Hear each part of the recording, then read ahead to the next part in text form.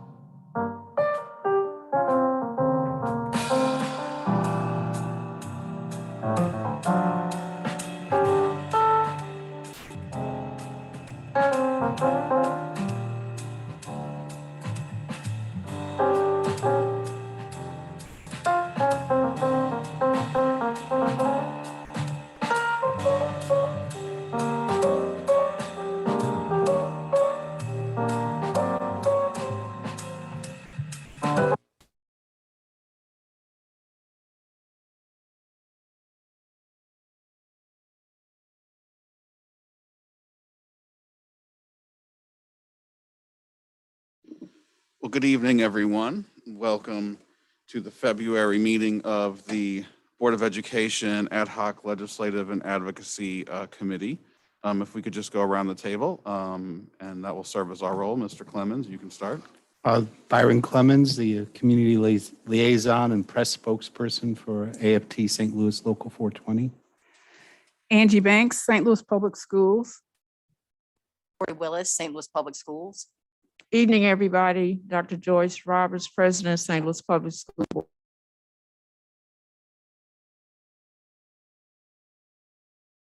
And parent in SLPS. My colleague, an associate superintendent with St. Louis Public Schools and also a parent in SLPS.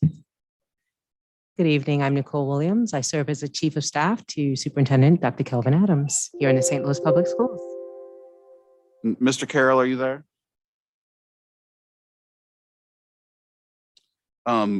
We will be joined by Zoom live from Jefferson City, hopefully by our lobbyist, Stephen Carroll of Stephen Carroll and Associates.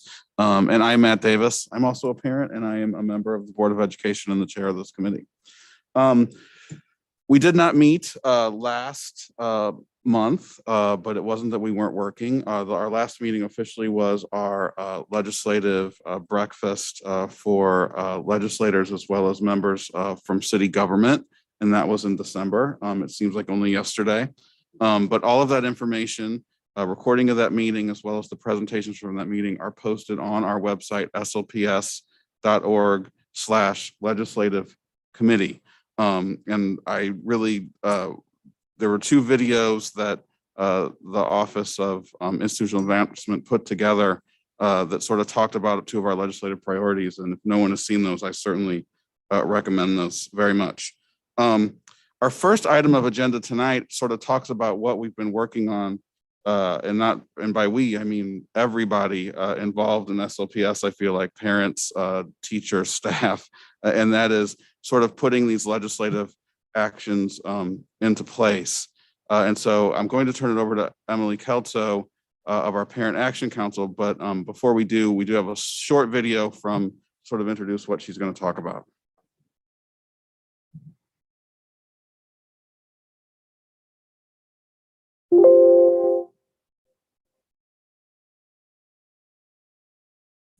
Gentleman from St. Louis City. Thank you, Mr. Speaker. Introduction of special guests. Proceed. Thank you, Mr. Speaker. You know, I don't often introduce special guests here, but I'm really excited to introduce today a group of parents from the St. Louis Public Schools. You'll see them in the galleries really on both sides. Look for the blue shirts. It's the Parents Action Council from SLPS. They'll be around the building today, hopefully stopping by your offices or seeing you in the halls. I really hope folks take a minute to say hi to them, hear what these parents have to say about the good things happening at St. Louis Public Schools, but also the important reasons why when we're talking about bills that are specifically about them, why we make sure to keep in mind supporting their kids, their teachers, their schools, and making sure that we fully invest in those kids and in districts like them across the state. Thank you, Mr. Speaker, and I hope everyone will give them a warm welcome and wave while they're here.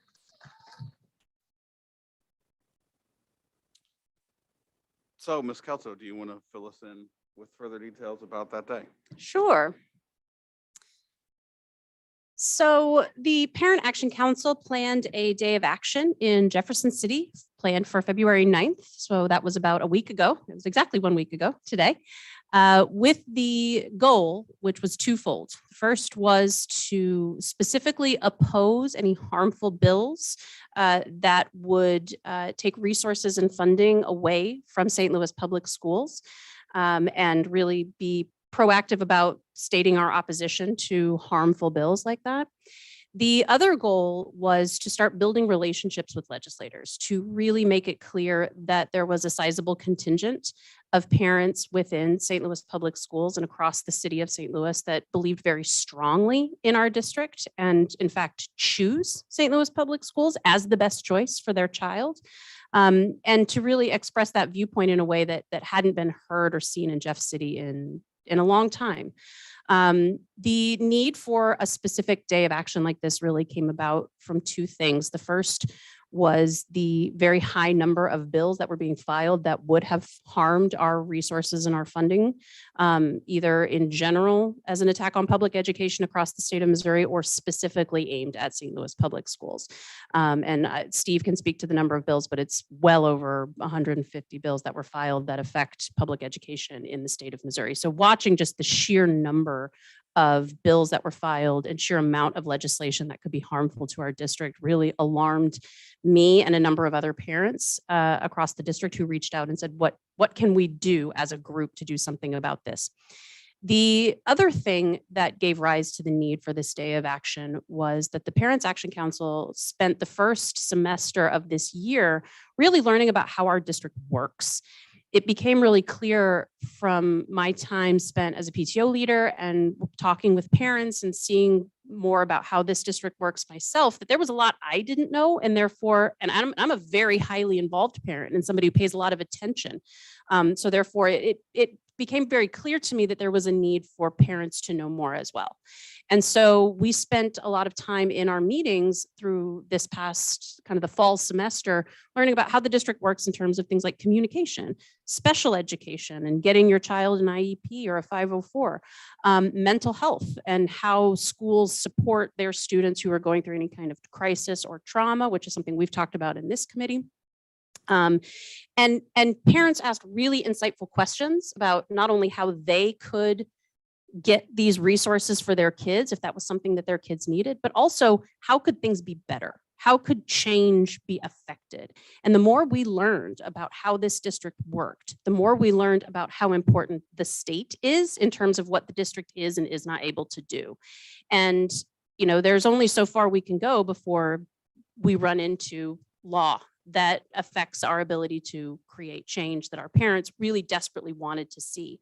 And so it felt like a good moment to put these two things together. You had this moment where there was a really high amount of legislation that was going to impact our district at the same time that you had a high number of parents that were wanting to see change happen. And so it felt like a really natural and organic thing to go, what if we put the two together and we all went at the same time? Because it would be my first time advocating in Jefferson City, as well as a lot of other parents, we felt like it was best if we all went together so that there's safety and strength in numbers. And so that's why we planned a specific day. And we really did our best to lower the barriers of entry as much as possible, because we know that not everybody in our city has access to reliable transportation. Not everybody has the ability to pay their way to get there. So we really wanted to make sure that PAC, the Parent Action Council, really tried to cover the cost as much as possible. And we were able to do that through the St. Louis Public Schools Foundation, which was a big partner and a big help to us in that. And then actually arriving in Jeff City, and logistically the day I think flowed really, really well. And those of you who were there can attest to that, that logistically, I think it went about as smoothly as we could have asked for taking a group of 45, 50 people at once. We were able to get FaceTime with a number of really crucial legislators and really speak clearly and passionately and forcefully about our need to protect our schools and protect our funding and stand up for our kids across the city. I think we learned a lot about how we could be even more effective in the future. And I think there will be a future for that because it felt like a very successful day. And I'm excited about future opportunities to do that. But overall, I think my favorite parts of the day were seeing parents who hadn't done work like this before, who hadn't had the opportunity to raise their voice like this, be so successful at doing it.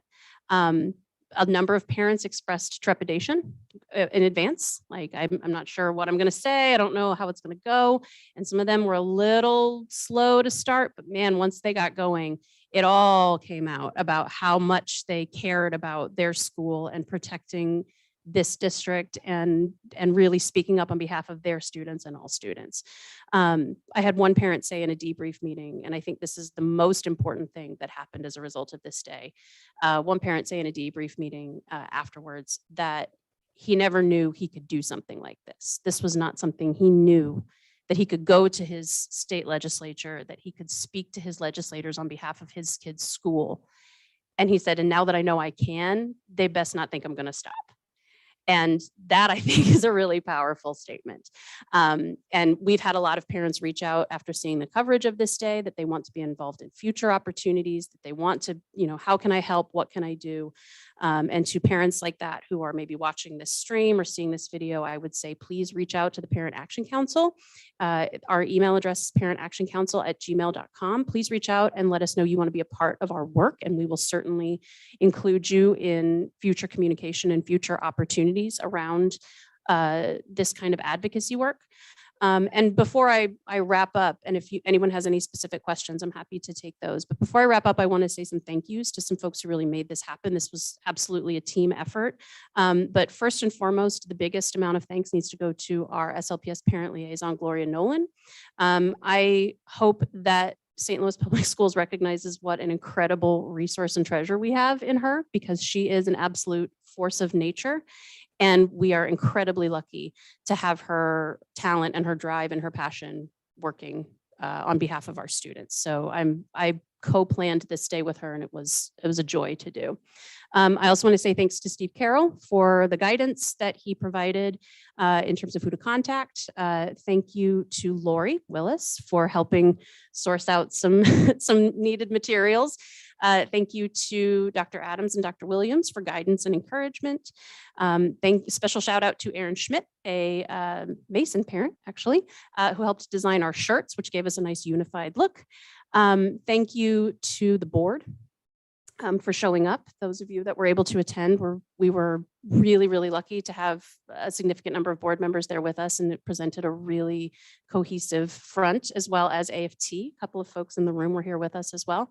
Thank you to the SLPS Foundation for help with getting funding and making sure we could cover the cost of a lot of these things. And then finally, and most importantly, thank you to the parents who actually took time out of the middle of their week to ride a bus to Jefferson City and speak up on behalf of their kids when they didn't really know how or what they were going to say, but they figured out when they got there. And it took an incredible amount of courage and strength and fortitude. And I'm very grateful that they were with us and that they were brave enough to do that. And I hope that they all come back and join us again in the future. So again, if you have any questions, I'm happy to answer them. But again, thank you to all of you who were in the room who attended with us that day. And I hope all of you, both in this room and also watching on the live stream, will join us for future events, because the more we have, the stronger we will be. So please plan on doing that and stay tuned, because we will definitely do more. And I just want to add thank you to you, Emily. You're a force of nature in and of yourself.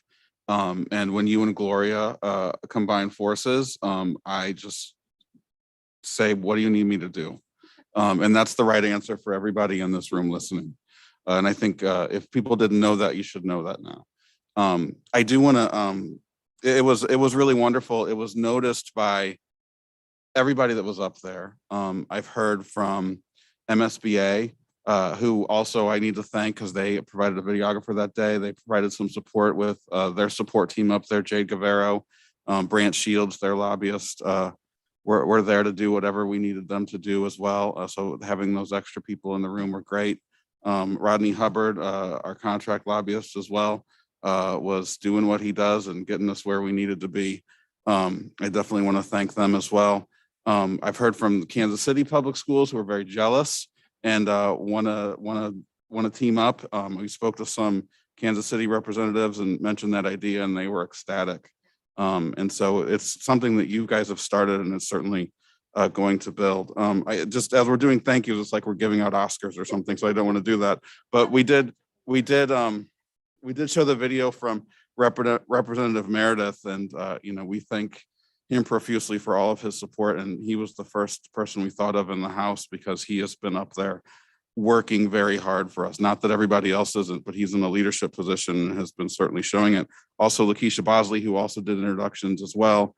Marlon Anderson, who was there, very supportive from us, but really everybody in the St. Louis delegation as well. And on the Senate side, Senator Mosley was there to introduce us on the Senate, as was another one of our great champions, Carla May, and Senator Roberts, Senator Shoup, Senator Beck, all stopped by to say hello, and Representative Wyndham from St. Louis County. It was really great to see people who have been so supportive for us, fighting for us, and get them to introduce themselves to the parents that they were fighting for. Before we move on to the next, I don't know if Byron or anybody else, Miss Cousins, who were up there, wanted to add anything.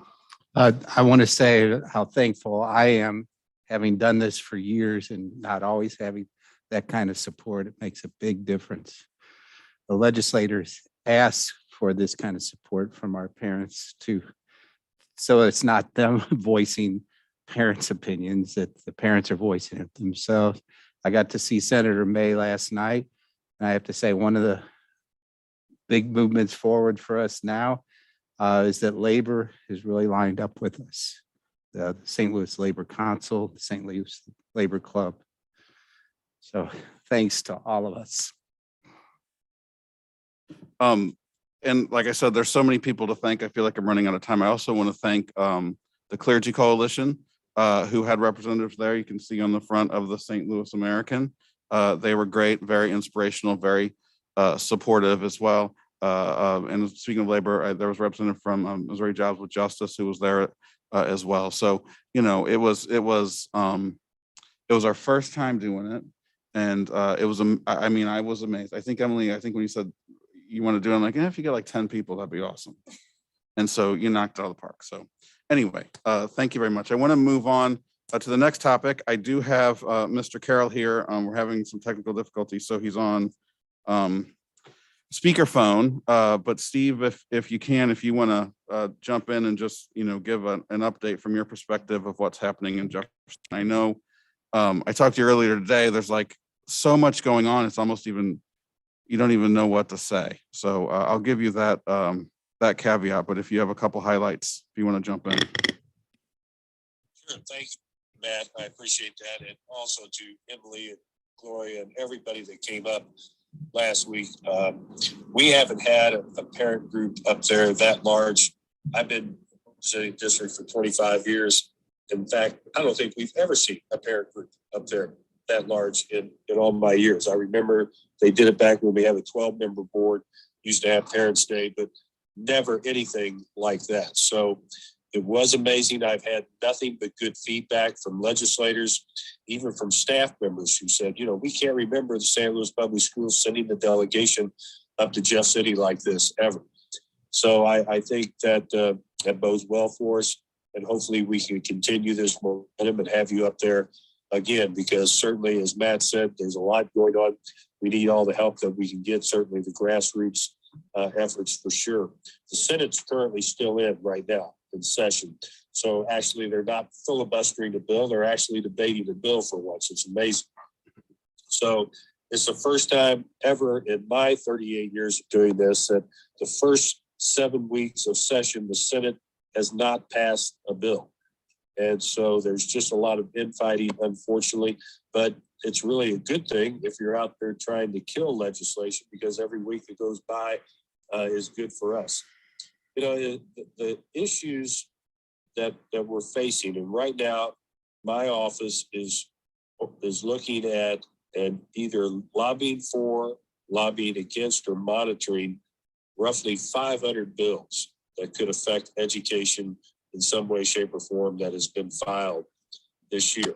Obviously, there are some bigger bills that are of concern to the St. Louis Public Schools. And I think it really comes down, you've got three groups that I believe are pushing bills. You have the education choice community that's always out there. And there's four major bills, obviously, that we're concerned about. You lobbied on those last week, obviously. House Bill 1552, Senate Bill 869, which is a charter local funding bill. That bill has been on the House calendar for the last 4 weeks, but it has not been brought up because they don't have the votes right now to pass it in the House. We have been working with Representative Rick Francis out of Cape Girardeau area, a Republican, who used to actually be a teacher in St. Louis County, who's going to be offering an amendment that will strip everybody out of this bill with the exception of Kansas City, because they've come to an agreement. This is what they want. We feel like we're pretty close on having the bills for that amendment. So we ask that you reach out to our city delegation and tell them to support that amendment that would take St. Louis out of this bill.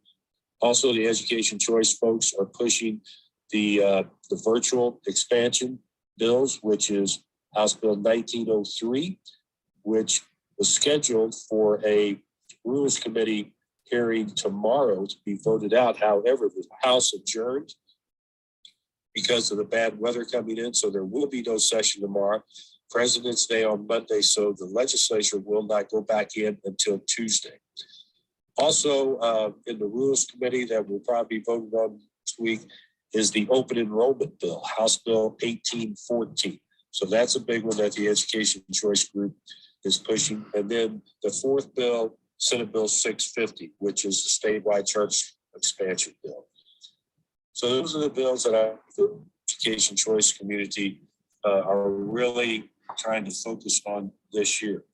Then the other group that we see are basically more of the reformers. I think I would have to say the far right reformers. I don't care if you're Democrat, Republican, Libertarian, Independent, Green Party, doesn't matter. You've got a group basically that just far right that is using the governor's race in Virginia logistic to try to push some bills that are very problematic for the St. Louis Public Schools, very problematic for all the school districts in the state and for school boards. And the parents should be concerned about this. You got House Bill 1995 and 1850, which is a parental bill of rights they're talking about, which school districts could get sued. It's just a crazy bill that trying to, I think, get the base fired up for elections.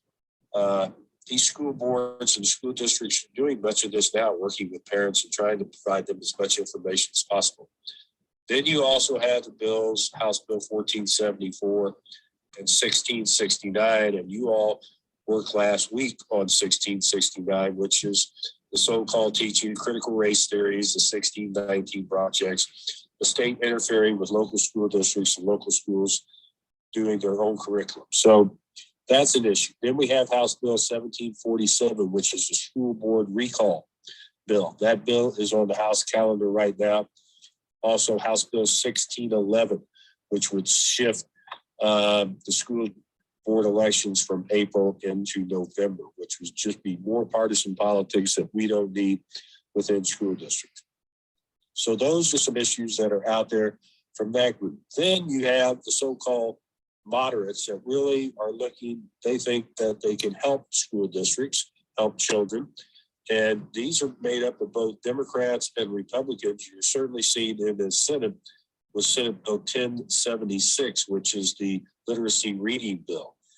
Some school districts find this bill problematic because they currently don't do much of the mandates this bill is requiring.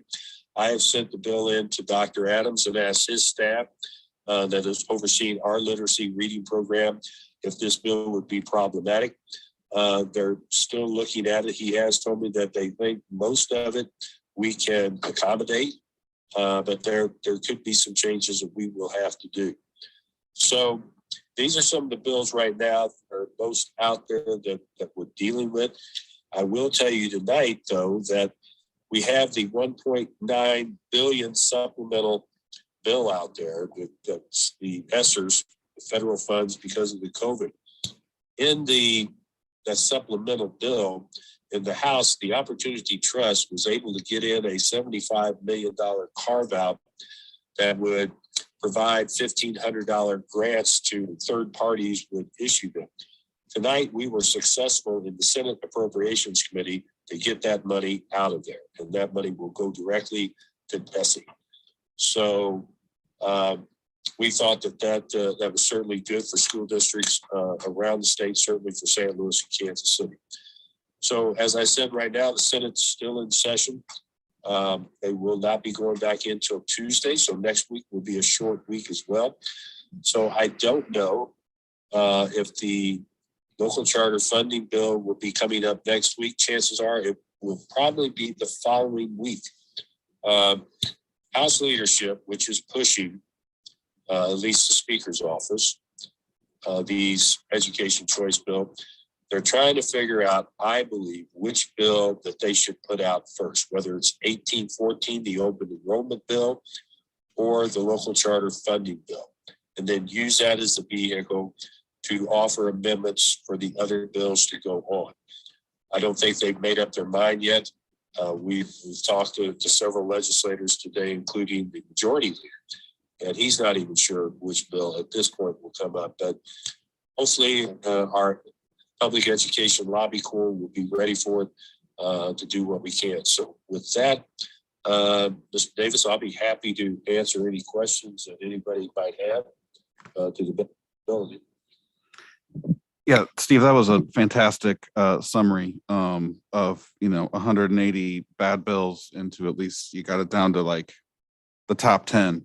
But does anybody have any questions about all that? Because it's a lot of stuff, and if you haven't been following closely with it, now is probably the venue for us to sort of have a discussion if anybody has any questions.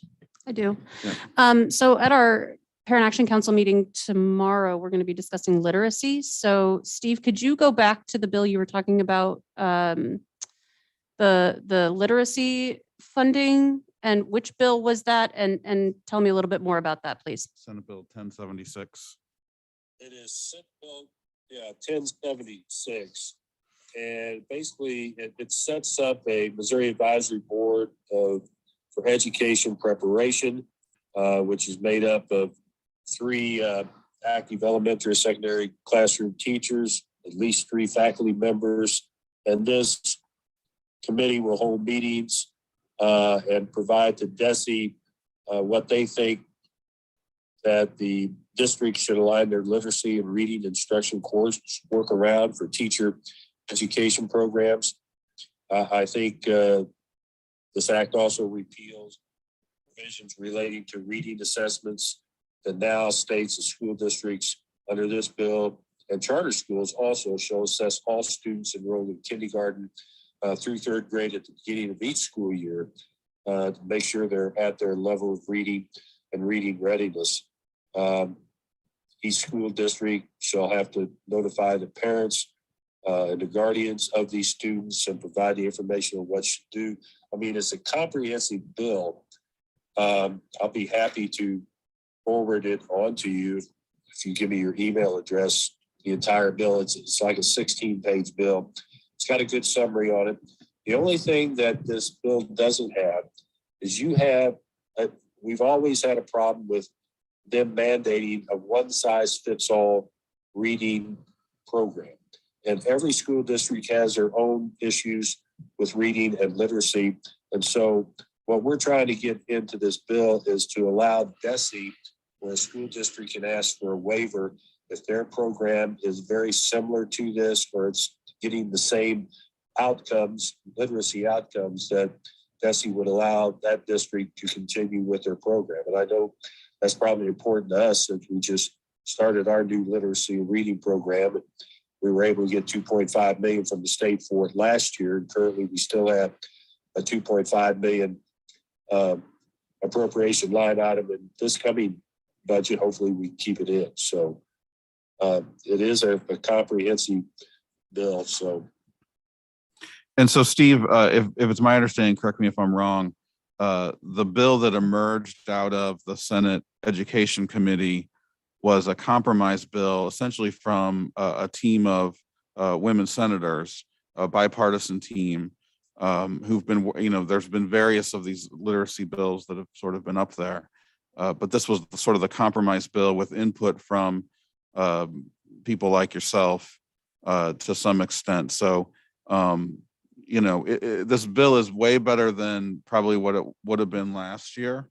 And from what I've read of it, not being the education expert, but it seems like just from a parent perspective, there's a lot of really good things in here. Like they are really trying to do something that promotes literacy and also get away from that, well, 3rd grade reading is make or break, and trying to divert the focus back to younger grades.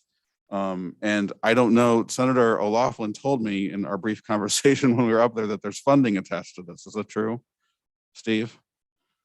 They've asked for funding. That there's not any mandatory that it will be funded.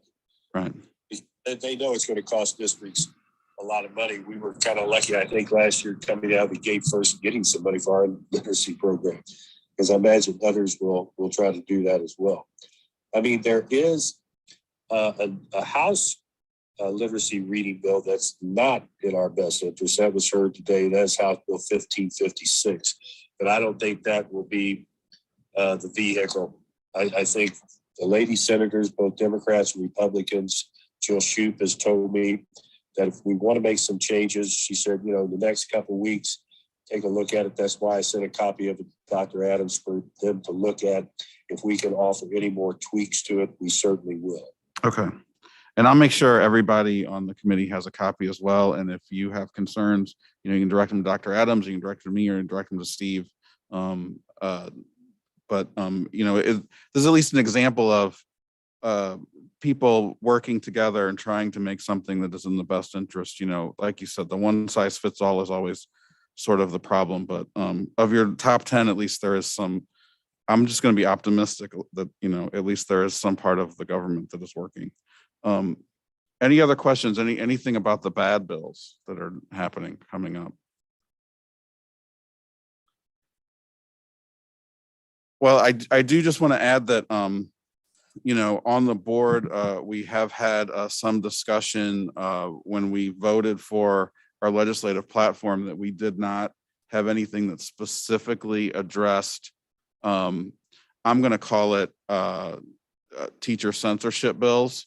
You know, they couch it as critical race theory, but the problem is, well, there's a lot of problems. But one of the biggest problems is that if you really read down into it, it is not only, some of these bills not only are going to censor teachers and make them very have a very large chilling effect on what teachers can even say about teaching accurate history, but then some of them even have punitive measures in there, which are really kind of appalling. So it seems like, you know, they started out just saying, well, we're going to ban these things, and then it's morphed into trying to make it and sell it as a transparency issue, to say that we're going to have these parents' bill of rights, and, you know, you're going to have to provide this information, and parents are going to have the ability to object to certain things. So they're trying to take it from, we're going to dictate how you teach history, to do it in this way where they're going to try to get people that, you know, want to tell you how to teach history, give them some sort of mechanism to act on that. And they're calling them Parents' Bill of Rights. You know, a lot of these Parents' Bill of Rights seem very innocuous. I mean, things we already do, things you would expect, you know, things, I mean, we are having public meetings all the time. You can come and talk to us. I talk to parents all the time. I'm sure Ms. Cousins, Dr. Roberts, you know, I mean, we're an elected school board. They elected us. We're very accessible. And so all of those things are in there, but then they come in with these other things, which are really just to sort of, you know, harm public education once again. You know, it would be very difficult under some of these bills to ever teach anything in some of our classes if they pass. So that's something that we've talked about as the Board of Education. We have crafted a statement, and I'll circulate that to everybody as well. I should have done that before this meeting. It's really just sort of to sort of go a little further on what we have in our legislative platform, that we know we want local control, just to say that we support we support an accurate teaching of history. I mean, that's it. I mean, it's really that simple. So I'll circulate that language, and if you have any comments about that, let me know, because I think we may vote on that at the work session on Tuesday. I would encourage you to consider adding civics to that as well. I'll send it to you. It says more than it does, and I didn't send it because I didn't have my email, so I got to probably find it and scan it, or ask Ms. Fowler, who drafted it, to send it along. Any other questions for Steve? Matt, I might just add, I'm glad that you brought that up, because what they did yesterday in regard to the teaching of critical race theory and Parent Bill of Rights, they combined the two into a House committee substitute, which is now 1995 and 1474. So they've done a double whammy, given the Parents' Bill of Rights, and then they put the critical race theory in it. And you are correct, they have penalties in it, to where either a public school district employee or the district can be fined $1,000, or if they find that they purposely did it up to $10,000. And it's really interesting on how they wrote it. The education choice folks stated that the parents, if they would receive that penalty money, that they would get 20% of it, but 80% of it goes into the ESA fund, the fund vouchers. And not to mention, no charter school employee is in there, so they can't be sued. Only a school employee of a school district. Charter schools are not school districts, they're public schools, but under the definition. So they really were pretty creative with that, but we caught that. So we've got some amendments for that to make sure that the charters fall under that as well. And I think that maybe then the education choice community might not be pushing this quite as vigorously if they're going to fall under the same penalties that they're asking the public school districts and their employees to. Matt, could I? Yeah. So 2 questions. One, Steve, thank you so much for the information today. I think it's really helpful for all of us to know the exact bill numbers. So I think that's actually incredibly helpful. There are some other ones. House Bill 1858, is that the one you just mentioned? And then the House Bill 1908. And am I correct in my understanding that those are, that there's not just the Parents' Bill of Rights, but there's also specifically bills that are aiming to get teachers to list their entire lesson plans for the entire year up front. And I'm wondering, is that coming up and does that have legs in the legislature? I'm sorry, I had a hard time hearing you, but I think you said House Bill 1858. Right. That's Ben Baker's bill. Yes, that is a parental bill of rights, mandating what the teachers can do. I mean, there's even in some of these bills that before you can even show a video, or bring in a guest speaker, you have to get parental, consent. And I mean, they're just off the wall. I mean, they're set up for a public school to really fail there, or the teacher, because there's just so many loops that you have to go through. There's always going to be some parent that's going to use, find a loophole and end up suing the employee or the district. I mean, some of these are just crazy, but it's one of those years, I guess. So. Thank you. And I think my second question is more for this committee. But looking at the website, I think that the legislative committee has a website that says, what the platform is, but that was created, I think, at the start of the year, if I'm correct, when we were had our priorities for what we wanted to do. Now that there's actually bills, up, I think it might be helpful to actually list, here are the bills that are moving forward. Here's some just some information on each one to make sure that, or even a stance, if that's possible, to make sure that people are educated about specific bills. And, Emily, to your point, then action that parents or others that we've activated that labor could take in support of the district. Yeah, and Steve gives the board great summaries, and we can certainly use that it's sometimes it's probably too much for most people to read. I read it all the time. But especially this year, so what on Tuesday, what did they pass out of committee? 5, 6, 7, 8 bills, all terrible. And they did it the Tuesday before. And, they'll, weather permitting, they're going to keep doing it until they get all of these out of committee.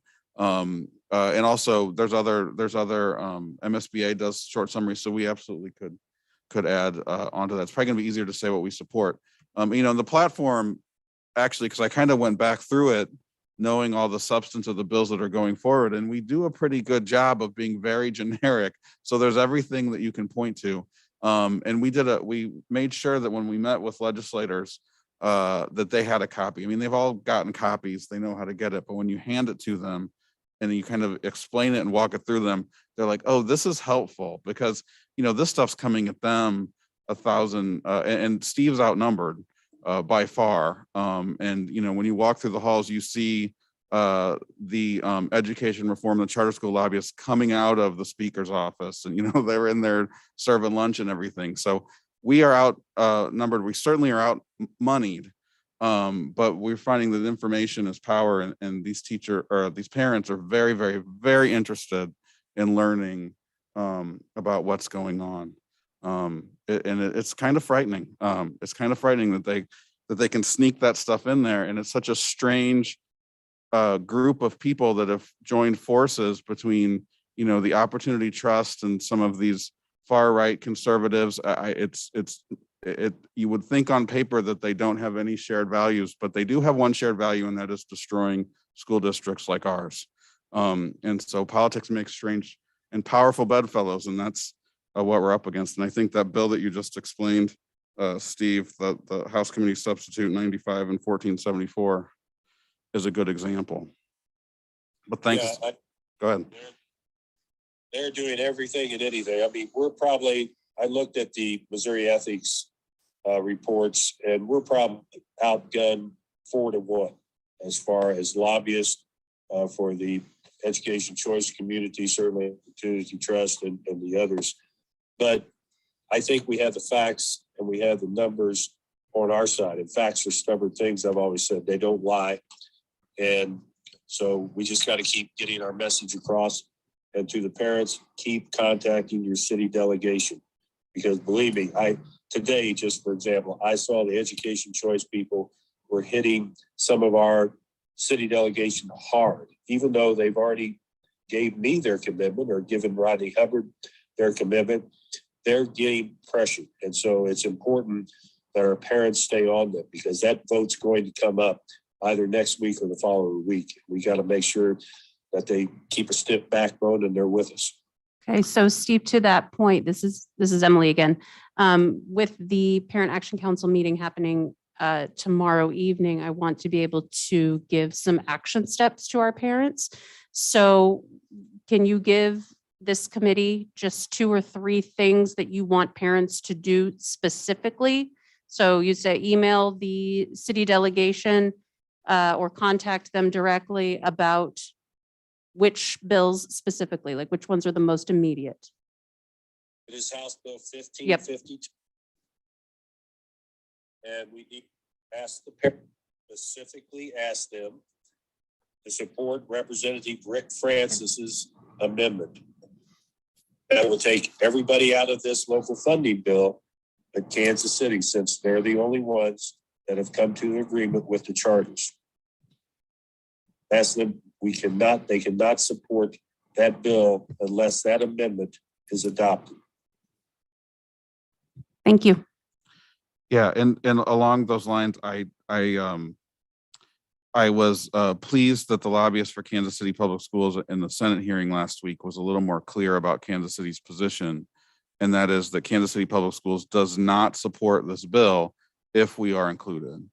And there was another lobbyist, I don't remember if it was for the superintendents or if it was for MNEA, pointed out that also, if this does not just pertain to Kansas City Public Schools and they do pass charter school expansion, that's going to apply then to every school district in the state of Missouri.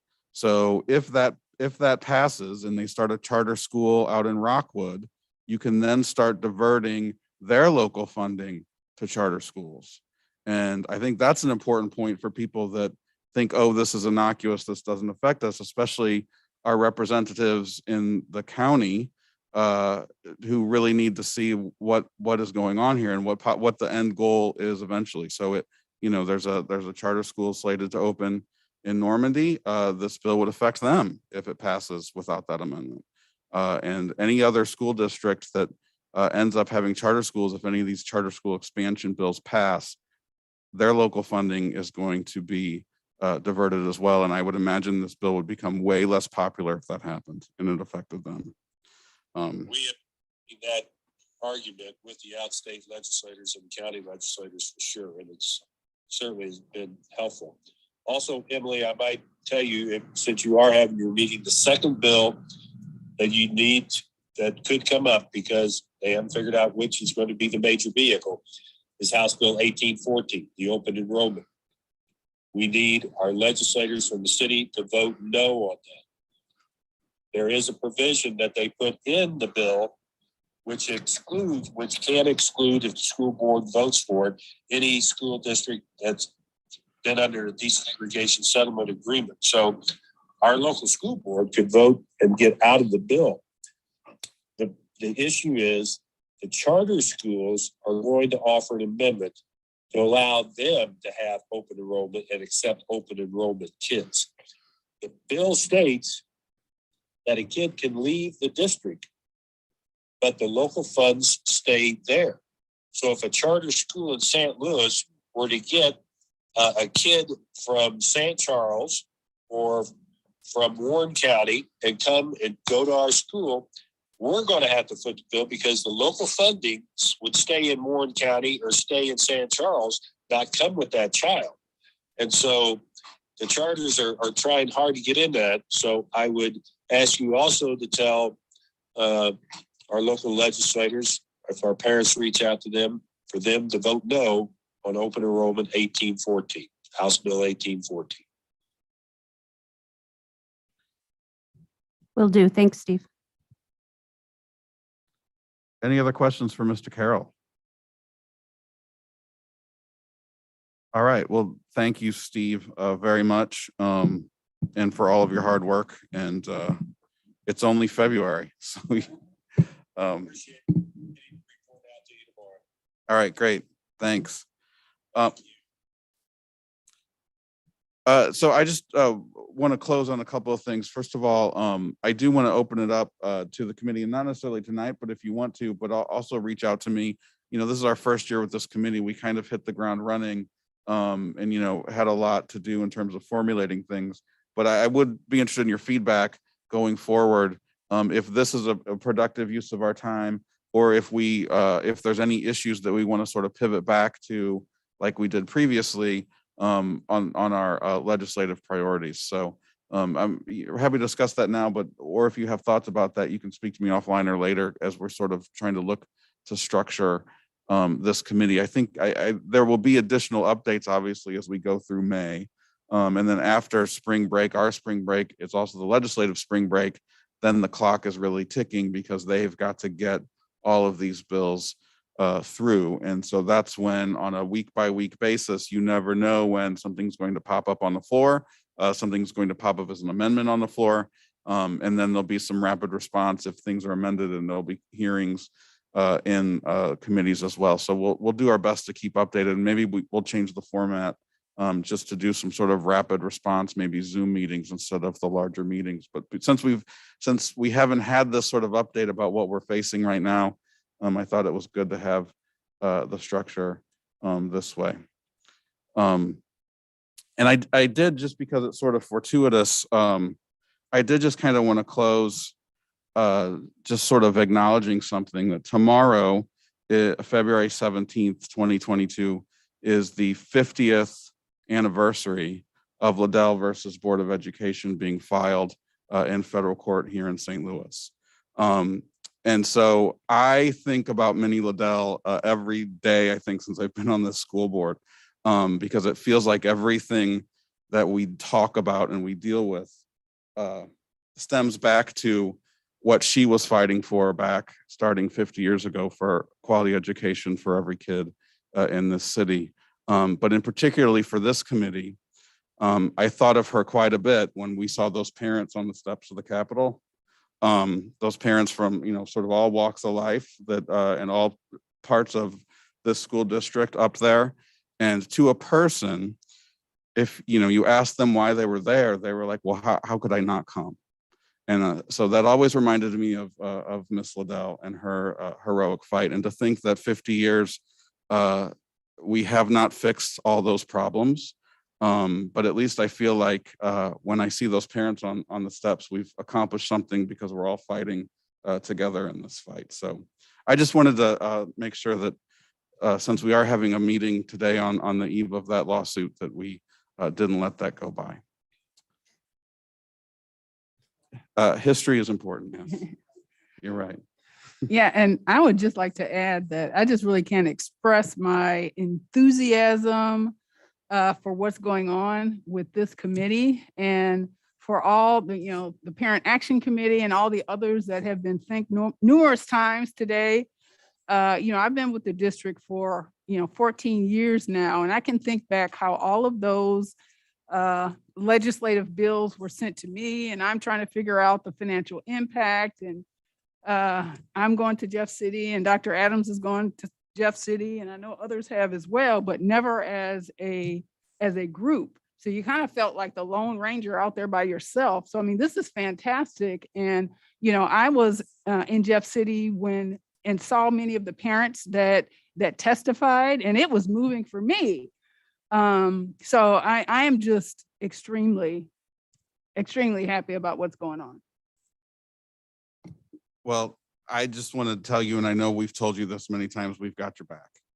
Because we've seen the work that you've done and Dr. Adams has done and AFT has done for so many years. And, we're going to be there with you every step of the way from now on. One more housekeeping for me, a copy of Dr. Adams' testimony before the Senate committee, because laying out those numbers just as he did, which you probably helped prepare in the first place, is really going to be helpful for the folks pushing for these amendments. Thank you.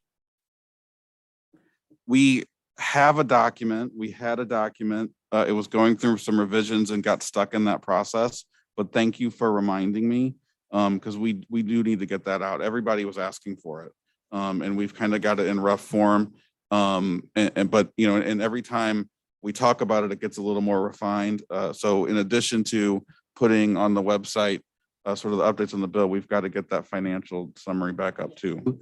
It was critical for us last year on the Senate side of things, because I know this is hard to believe. Some people will give out misinformation and say what Dr. Adams meant to say, and it's nice to have the numbers right there in front of me.